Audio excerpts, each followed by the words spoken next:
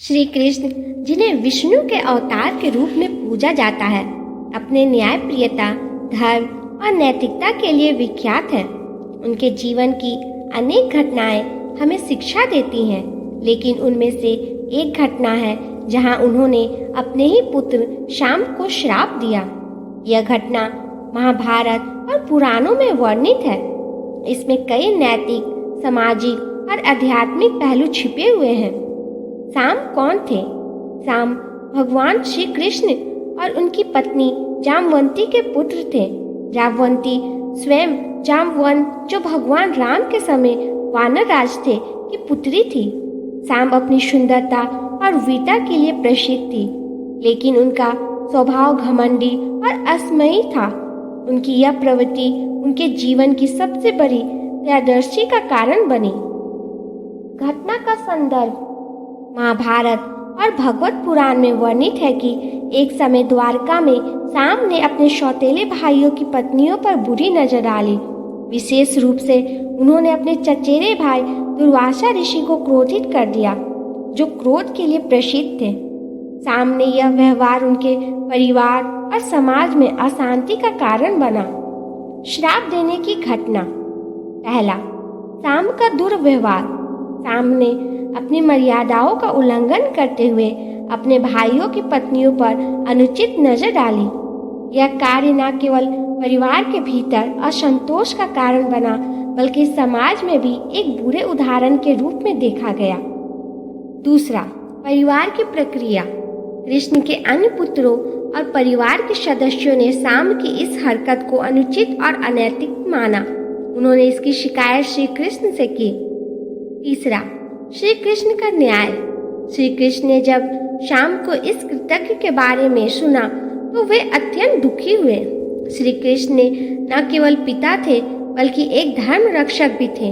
उन्होंने महसूस किया कि यदि इस अनुशासनहीनता को रोका नहीं गया तो यह समाज और धर्म के लिए घातक सिद्ध हो सकता है।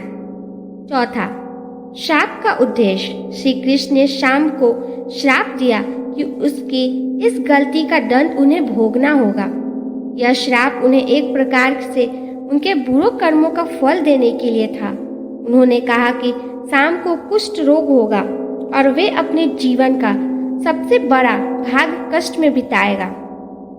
आध्यात्मिक और नैतिक संदेश। पहला, कर्म का सिद्धांत। श्री कृष्ण का श्राप यह सिखाता है कि कोई भी, चाहे वह भगवान का पुत्र ही क्यों ना हो, अपने कर्मों से मुक्त नहीं हो सकता।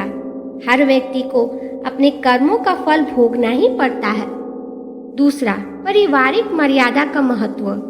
शाम का यह कार्य पारिवारिक मर्यादा और सामाजिक मूल्यों के विरुद्ध था।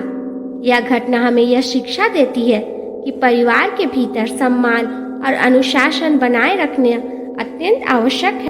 तीसरा, न्याय की प्रधानता। श्री कृष्ण ने यह दिखाया कि न्याय किसी के प्रति पक्षपाती नहीं हो सकता। उन्होंने अपने पुत्र को भी दंडित किया, यह सिद्ध करने के लिए कि धर्म से बढ़कर कुछ भी नहीं है। चौथा, शिक्षा का माध्यम। शाम को श्राप देना केवल दंड नहीं था, बल्कि यह उनके सुधार के लिए एक अवसर भी था। कष्ट और पीड़ा के माध्यम से व्यक्ति अपने भीतर के दोषों को पहचान सकता है और सुधार सकता है। शाम का पीड़ा और मुक्ति। श्राप के बाद शाम ने जीवन में बहुत कष्ट सहा। उन्होंने अपने कर्मों पर विचार किया और पश्चाताप किया। अपनी मुक्ति के लिए उन्होंने भगवान ईश्वर की तपस्या की। भगवान ईश्वर ने उनकी तपस्या से प्रसन्न होकर उन्हें कुष्ठ रोग से मुक्त कर दिया। इस घटना से यह भी सिद्ध होता है कि सच्चे पश्चाताप और भक्ति व्यक्ति को अपने पापों से मुक्ति पा सकता है। श्री कृष्ण का उद्देश्य अपने पुत्र शाम को श्राप देना एक गहरी नैतिक और आध्यात्मिक घटना है। यह हमें सिखाता है कि न्याय, धर्म को बनाए रखना सर्वोपरि है, चाहे परिस्थिति कैसी भी हो। यह घटना इस बात का प्रमाण है कि भगवान अपने भक्तों और समाज के कल्याण के लिए किसी भी हद तक जा सकते हैं। शाम की कहानी हमें यह भी याद दिलाती है कि मानव जीवन में अनुशासन, मर्यादा और कर्म का महत्व कितना बड़ा है। श्री कृष्ण ने अपने पुत्र को श्राप देकर हमें यह सिखाया है कि धर्म की रक्षा और समाज के उत्थान के लिए कठोर कदम उठाना आवश्यक